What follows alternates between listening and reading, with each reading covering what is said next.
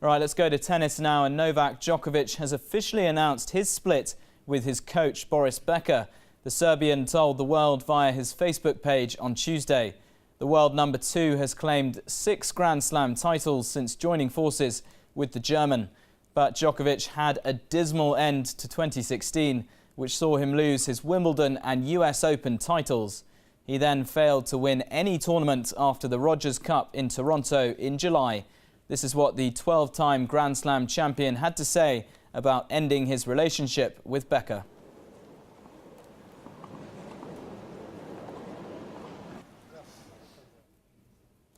All right, now to talk about that split between Djokovic and Becker, I'm joined now by Sasa Ozmo, a sports journalist from Beograd in Serbia. Sasa, thanks very much for joining me. What do you think is behind this decision for Djokovic and Becker to split exactly? I think it is what they say it is, a mutual termination. Obviously, some things haven't been working in the past 6 months. We've seen what Boris said just this morning about Novak having other priorities and not working hard enough to stay #1 player in the world. So I guess we'll have to wait and see. It's only been a day since they published that they were done, so we're just going to have to wait and see. And Sasa, this has obviously been a really successful period for Novak Djokovic. What do you think he needs now going forward in his next coach?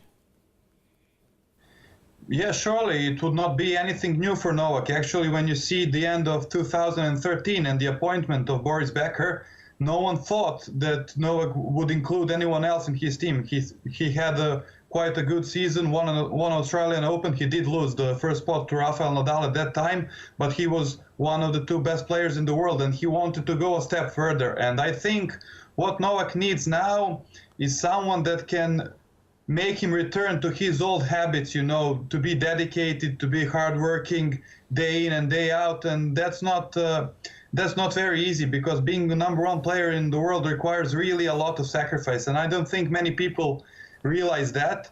That is for one thing. And I think his mentality needs a bit working on, because he needs a bit more of a battle mentality. I know that Novak does not like those kind of metaphors in sports, but that kind of mentality can really help him, you know, get back to the #1, because he's been too passive, and I think he needs to care like he cared until 6 months ago.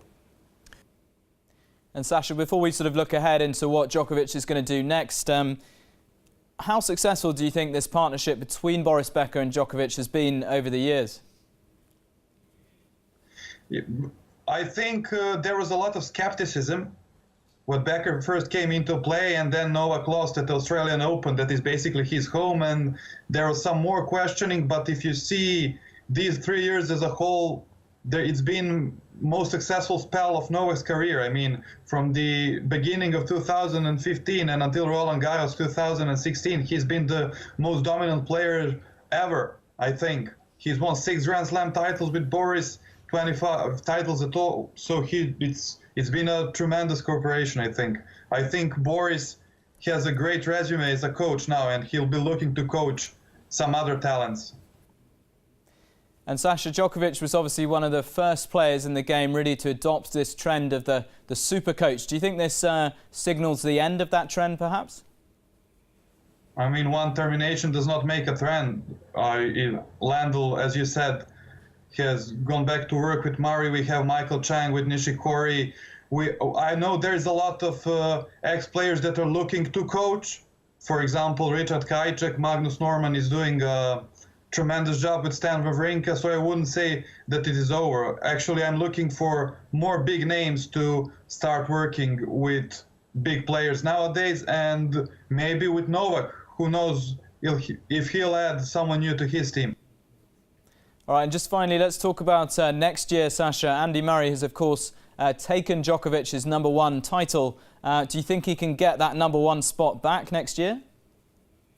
I think he can, but it depends if he's, what I was saying just earlier, it depends if he's able to find again that will to go on the practice court, be there day in and day out, and to make tennis his priority again. If he does that, I think he will regain the #1 spot. If he doesn't, and is there, and he's going to put a hell of a fight, and I think we're going to have a great Australian Open, the most dramatic in the last few years.